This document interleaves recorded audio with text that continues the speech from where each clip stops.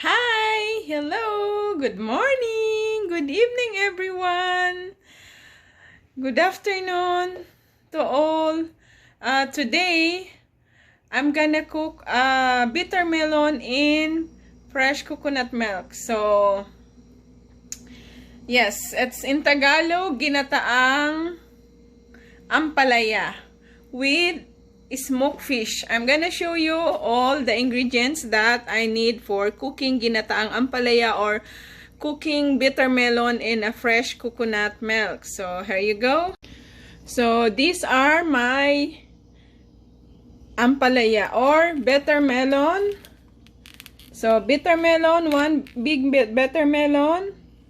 It's I bought it, and then this one, the tinapa or smoked fish, and of course I wanna be taste good or smells good. I'm gonna use this one. This is lemongrass. Usually back home we use lemongrass for jackfruit, but I wanna try with lemongrass. And this one, garlic of course, and onions for the ginataang ampalaya. Or so this is the coconut, organic coconut milk. So I use always organic because I wanna be healthy. That's why this is for my dinner. So first, before you cut the bitter melon or ampalaya, you have to wash it.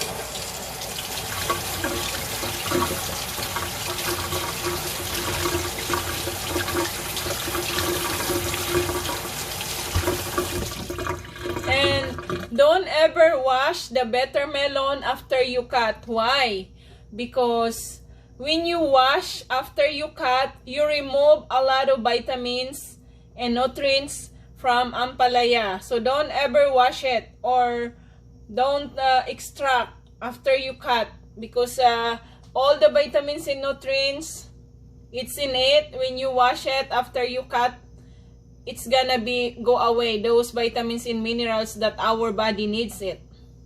So I'm gonna cut it now.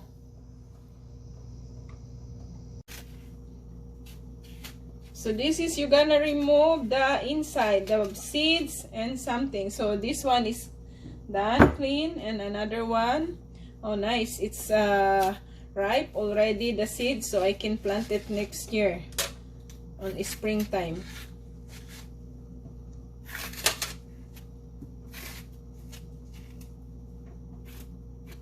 So, time to cut.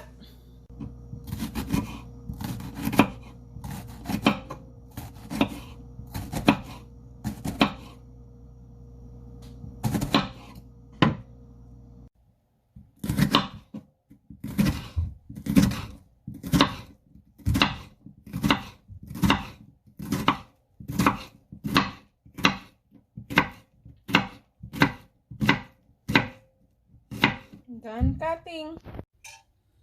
So in my pot, this is 2 quarts.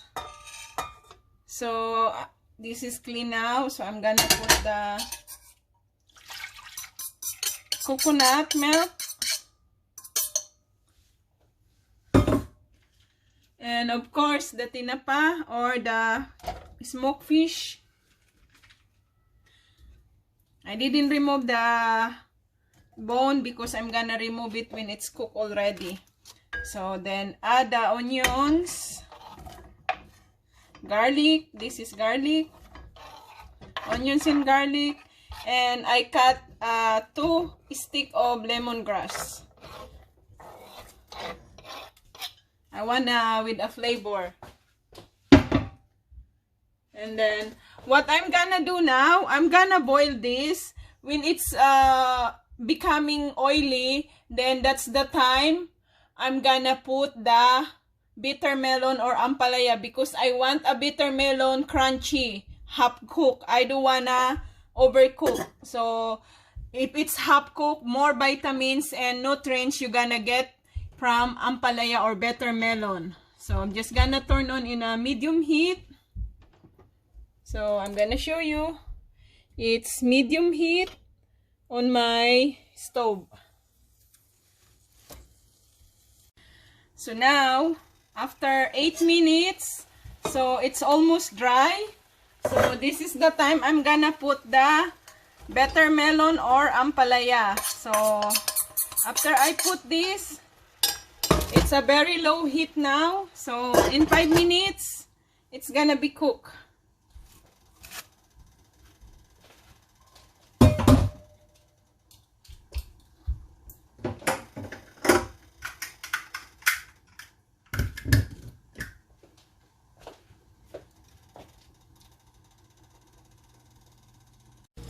Now, I think the Ampalaya is cooked after 5 minutes. Let's check.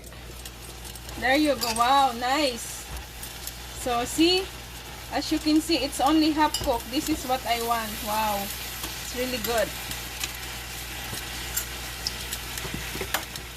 So, after 5 minutes, you have the Ampalaya or Bittermelon done.